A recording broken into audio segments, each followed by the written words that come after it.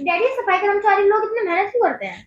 क्योंकि बेटा समाज में हर काम की अपनी इज्जत और अपनी जरूरत होती है। लेकिन कुछ लोग तो कहते हैं बहुत छोटा काम है। अच्छा ये बता, अगर ये सफाई कर्मचारी एक दिन ना आए तो क्या होगा? पूरा शहर गंदा हो जाएगा। देखो, तो बेटा कोई काम नहीं छोटा होता, छोटी हमारी सोच होती है। तो हमें हर इंसान की इज्जत करनी चाहिए। बिल्कुल। कोई शिक्षक है, कोई डॉक्टर है, कोई इंजीनियर है, कोई ड्राइवर है, कोई किसान है, कोई सफाई कर्मचारी है। सबका समाज में अपना अपना योगदान होता है बेटा।